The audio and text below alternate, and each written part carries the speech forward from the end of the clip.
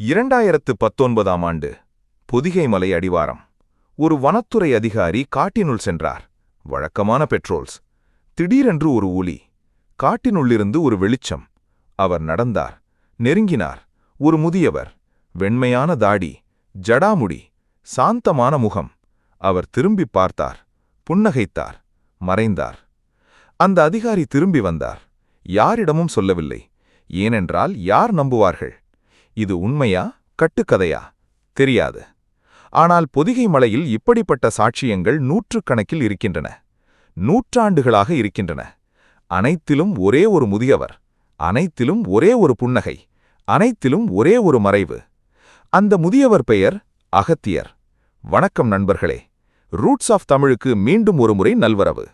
இன்று நாம் பேசப்போவது தமிழ் மொழியின் தந்தையைப் பற்றி, தமிழ் இலக்கணத்தை வகுத்தவரைப் பற்றி, சித்தர்களின் குருவைப் பற்றி, மூலிகை மருத்துவத்தின் முன்னோடியைப் பற்றி, அகத்தியரைப் பற்றி. இந்த வீடியோவை முழுவதும் பாருங்கள். ஏனென்றால் இறுதியில் நான் சொல்லப்போவது உங்களை அதிர்ச்சியில் ஆழ்த்தும். அகத்தியர் இன்றும் உயிரோடு இருக்கிறாரா என்ற கேள்விக்கு நான் பதில் சொல்கிறேன். முதலில் அகத்தியரின் பிறப்பிலிருந்து தொடங்குவோம்.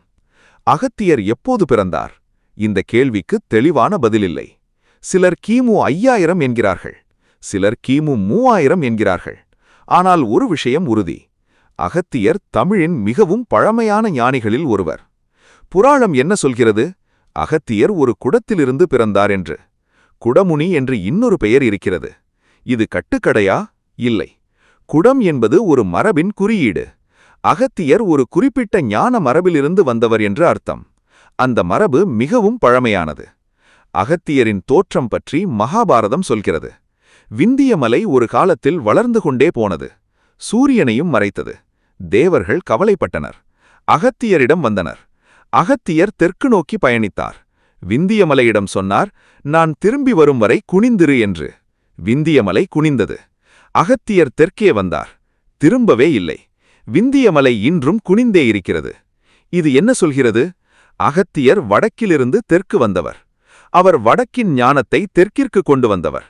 விந்தியமலை கதை ஒரு வரலாற்று உண்மையின் புராண வடிவம். இப்போது அகத்தியரின் மிகவும் முக்கியமான பங்களிப்புகளைப் பற்றி பேசுவோம். முதலாவது, தமிழ் மொழி. அகத்தியர் தமிழ் இலக்கணம் எழுதினார். அகத்தியம் என்ற நூல். இது தொல்காப்பியத்திற்கும் முந்தையது என்று சில ஆய்வாளர்கள் சொல்கிறார்கள். அகத்தியம் இப்போது நமக்கு முழுமையாக கிடைக்கவில்லை. ஆனால் தொல்காப்பியம் அகத்தியத்தை அடிப்படையாக கொண்டது என்று தொல்காப்பியமே சொல்கிறது. யோசியுங்கள். தொல்காப்பியம் கிமு 500 அல்லது அதற்கும் முன்பு என்று சொல்கிறோம். அதற்கும் முன்பு அகத்தியம் இருந்தது என்றால் அகத்தியர் எவ்வளவு பழமையானவர்? இரண்டாவது, மூலிகை மருத்துவம். அகத்தியர் எழுதிய மூலிகை மருந்து நூல்கள் இன்றும் இருக்கின்றன. அகத்தியர் 1000 என்ற நூல், அகத்தியர் 12000 என்ற நூல். இவற்றில் ஆயிரக்கணக்கான மூலிகை மருந்து சூத்திரங்கள் இருக்கின்றன. இன்று இந்த மூலிகைகளை ஆராய்ந்தால் என்ன கண்டுபிடிக்கிறோம்? அகத்தியர் சொன்ன மூலிகைகளில் ஆன்டி கேன்சர் ப்ராப்பர்ட்டீஸ் இருக்கின்றன, ஆன்டி வைரல் காம்பவுண்ட்ஸ் இருக்கின்றன, நியூரோ புரொடெக்டிவ் எஃபெக்ட்ஸ் இருக்கின்றன. ஆயிரக்கணக்கான ஆண்டுகளுக்கு முன்பு இவர் எழுதியவை இன்று லேபில் நிரூபிக்கப்படுகின்றன. குறிப்பாக ஒரு மூலிகை, கீழாநெல்லி. அகத்தியர் இதை லிவர் டிசீசஸ்க்கு சொன்னார். இன்று பில்லாந்தஸ் நிரூரி என்று அழைக்கப்படும் இந்த மூலிகை ஹெப்படைட்டிஸ் பி வைரஸை சப்ரஸ் செய்யும் என்று கிளினிக்கல் ட்ரையல்ஸ் நிரூபிக்கின்றன. WHO இதை ரெகக்னைஸ் செய்திருக்கிறது. இன்னொரு மூலிகை வேப்பிலை. அகத்தியர் இதை பல நோய்களுக்கு சொன்னார். இன்று நீம் என்று உலகம் முழுக்க அறியப்படும் இந்த மூலிகையில் 130க்கும் மேற்பட்ட பயாலஜிக்கலி ஆக்டிவ் காம்பவுண்ட்ஸ் கண்டுபிடிக்கப்பட்டிருக்கின்றன. மூன்றாவது, ஜோதிடம் மற்றும் வானவியல். அகத்தியர் நட்சத்திரங்களை ஆராய்ந்தார். கேனபஸ் என்ற நட்சத்திரத்தை அவர் கண்டுபிடித்தார் என்று தமிழ் மரபு சொல்கிறது. அந்த நட்சத்திரம் இன்றும் அகத்தியர் நட்சத்திரம் என்று அழைக்கப்படுகிறது. தென் வானத்தில் தெரியும் இந்த நட்சத்திரம் மிகவும் பிரகாசமானது. நாவிகர்கள் இதை வழிகாட்டியாக பயன்படுத்தினார்கள். கடல் கடந்து பயணிக்கும் தமிழ் வர்த்தகர்களுக்கு அகத்தியர் இந்த நட்சத்திர வழிகாட்டிதல் கொடுத்தார். GPS இல்லாத காலத்தில் நட்சத்திரங்களை வழிகாட்டியாக பயன்படுத்திய அறிவு. நான்காவது, யோக சாஸ்திரம். அகத்தியர் சித்தர்களின் குரு. போகர் அகத்தியரிடம் கற்றார். திருமூலர் அகத்தியரிடம் கற்றார். இடைக்காடர் அகத்தியரிடம் கற்றார். 18 சித்தர்களில் பலர் நேரடியாகவோ மறைமுகமாகவோ அகத்தியரின் சீடர்கள். அகத்தியர் என்ன கற்பித்தார்? வாசி யோகம். இது மிகவும் ஆழமான யோகமுறை. மூச்சை கட்டுப்படுத்துவதின் மூலம் குண்டலினி சக்தியை மேலே எழுப்புவது. இந்த முறை இன்று விராணயாமா என்று உலகம் முழுக்க பரவியிருக்கிறது. ஆனால் அதன் மூலம் அகத்தியரிடம் இருக்கிறது. 5வது, அகத்தியர் மற்றும் தெற்காசிய நாகரிகம். இது மிகவும் வியக்க வைக்கும் விஷயம். இந்தோனேஷியா, மலேசியா, கம்போடியா, தாய்லாந்து இந்த நாடுகளில் இன்றும் அகத்தியர் வழிபடப்படுகிறார். கம்போடியாவில் அங்கோர்வாண்ட் கோவில் வளாகத்தில் அகத்தியர் சிலை இருக்கிறது. இந்தோனேஷியாவில் அகத்தியரின் தத்துவங்கள் இன்றும் கற்பிக்கப்படுகின்றன. இது என்ன சொல்கிறது? அகத்தியர் வெறும் தமிழ்நாட்டு ஞானி மட்டுமல்ல, அவர் ஒரு பான் ஏஷியன் இன்டலெக்சுவல். அவரது ஞானம் ஆசியா முழுக்க பரவியது. அந்த ஒரு மனிதனின் தாக்கம் கோடிக்கணக்கான மக்களை பாதித்தது, இன்றும் பாதிக்கிறது. 6வது, பொதிகைமலை ரகசியம். இப்போது மிகவும் மர்மமான விஷயத்திற்கு வருகிறோம். பொதிகைமலை தமிழ்நாட்டின் தென்மேற்கே அம்பாசமுத்திரம் அருகே இருக்கும் இந்த மலை அகத்தியரின் வாழிடம் என்று தமிழ் மரபு சொல்கிறது, இன்றும் சொல்கிறது. பொதிகை மலையில் ஒரு தீர்த்தம் இருக்கிறது, பொதிகை நதியின் உற்பத்தியிடம். இந்த நீரை குடித்தவர்கள் குணமடைந்தார்கள் என்று சொல்கிறார்கள்.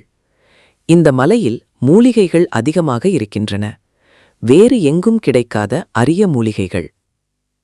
அகத்தியர் இங்கே இன்றும் சமாதி நிலையில் இருக்கிறார் என்று நம்பிக்கை இருக்கிறது. சமாதி என்பது இறப்பு இல்லை என்று முன்பே சொன்னேன். ஆழ்ந்த தவநிலை. அந்த நிலையில் உடல் இருக்கிறது, ஆன்மா விழிப்பாக இருக்கிறது. இப்போது ஒரு ஆழமான கேள்வி. ஒரு மனிதன் எவ்வளவு காலம் சமாதி நிலையில் இருக்க முடியும்? நவீன அறிவியலுக்கு இதற்கு பதில் இல்லை. ஏனென்றால் இதை அளவிட கருவிகள் இல்லை. ஆனால் டிரான்ஸ் ஸ்டேட்ஸில் உள்ள மனிதர்களுக்கு நார்மல் மெட்டபாலிக் ரேட்டை விட மிகவும் குறைவான ஆக்சிஜன் தேவைப்படுகிறது என்று ஆராய்ச்சி சொல்கிறது.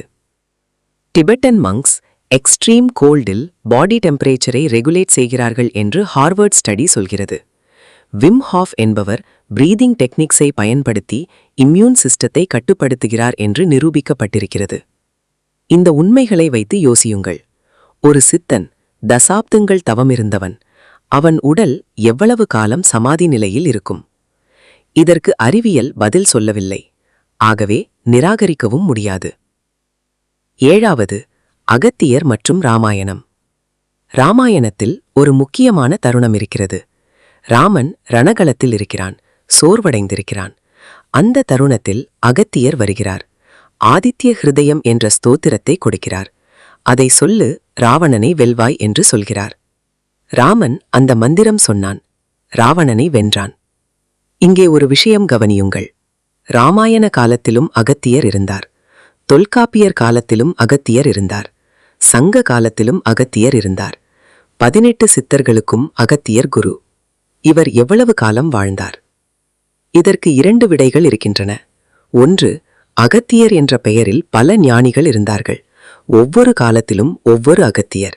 2, அகத்தியர் என்பவர் ஒரே ஒருவர், அவர் சாதாரண ஆயுளை தாண்டி வாழ்ந்தார். எது உண்மை என்று தெரியாது. ஆனால் இரண்டும் ஆழமான கேள்விகளை எழுப்புகின்றன. 8வது, அகத்தியரின் மறைவு மர்மம். அகத்தியர் எப்படி மறைந்தார்? எங்கே மறைந்தார்? இதற்கு வரலாற்றில் பதிலில்லை. அவர் இறந்தார் என்று எந்த நூலும் சொல்வதில்லை. அவர் மறைந்தார் என்று மட்டும் சொல்கின்றன. மறைவு என்பது மரணம் இல்லை என்று சித்தர் மரபு சொல்கிறது. மறைவு என்பது ஒரு நிலை மாற்றம். பொதிகை மலையில் மறைந்தார் என்று தமிழ் மரபு சொல்கிறது.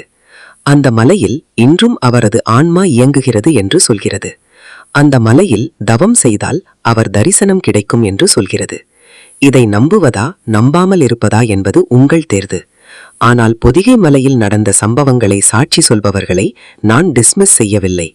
ஏனென்றால் அவர்களில் படித்தவர்கள் இருக்கிறார்கள், அரசு அதிகாரிகள் இருக்கிறார்கள், விஞ்ஞானிகள் இருக்கிறார்கள். 9வது, அகத்தியரின் தமிழ் தொடர்பு. தமிழ் மொழிக்கும் அகத்தியருக்கும் உள்ள தொடர்பு ஆழமானது.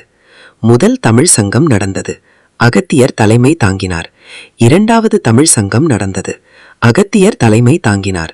3வது தமிழ் சங்கம் நடந்தது, அகத்தியரின் நூல்கள் அடிப்படையாக இருந்தன. 3 சங்கங்களிலும் அகத்தியர் தொடர்பு இருக்கிறது. இது எப்படி சாத்தியம்? 3 சங்கங்களுக்கும் இடையே ஆயிரக்கணக்கான ஆண்டுகள் இருக்கின்றன. இந்த கேள்விக்கு பதில் அகத்தியர் என்ற மரபு தொடர்ந்தது. ஒவ்வொரு சங்கத்திலும் அகத்தியர் பெயரில் ஒரு ஞானி தலைமை தாங்கினார், அல்லது அகத்தியர் ஒரே ஒருவர் 3 சங்கங்களிலும் இருந்தார். எது உண்மை என்று தெரியாது. இப்போது மிகவும் முக்கியமான விஷயத்திற்கு வருகிறோம். அகத்தியர் இன்றும் உயிரோட இருக்கிறாரா? இதற்கு நான் நேரடியாக பதில் சொல்கிறேன். அகத்தியர் நம்முடைய புரிதலில் உள்ள உயிரோட இருக்கிறார் என்று சொல்ல முடியாது. ஆனால் அகத்தியர் மறைந்து விட்டார் என்றும் சொல்ல முடியாது. ஏனென்றால் அகத்தியர் எழுதிய மூலிகை மருந்துகள் இன்று ஆயிரக்கணக்கான மக்களை குணமாக்குகின்றன. அவர் உயிரோட இல்லையா? அகத்தியர் வகுத்த தமிழ் மொழி இன்று 80 மில்லியன் மக்கள் பேசுகிறார்கள். அவர் உயிரோட இல்லையா? அகத்தியர் கற்பித்த யோக முறைகள் உலகம் முழுக்க பரவியிருக்கின்றன. அவர் உயிரோட இல்லையா? ஒரு மனிதனின் உடல் மறைந்தாலும் அவன் ஞானம் வாழ்கிறது என்றால் அவன் உயிரோட இருக்கிறான். அந்த அளவில் அகத்தியர் மிகவும் உயிரோட இருக்கிறார். பொதிகை மலையில் அவரது ஆன்மா இருக்கிறதா என்ற கேள்வி தனி. அதை நிரூபிக்கவோ நிராகரிக்கவோ முடியாது. ஆனால் ஒரு விஷயம் உறுதி: அகத்தியர் என்ற ஞானம் அழியவில்லை, அழியாது. தமிழ் இருக்கும் வரை அகத்தியர் இருப்பார். தமிழர்கள் இருக்கும் வரை அகத்தியர் இருப்பார். நண்பர்களே, இந்த வீடியோ உங்களுக்கு பயனுள்ளதாக இருந்தால் இப்போதே லைக் பண்ணுங்கள். அகத்தியரை பற்றி இன்னும் அறிய விரும்புகிறீர்களா? எந்த தலைப்பில் வீடியோ வேண்டும் என்று கமெண்டில் சொல்லுங்கள்.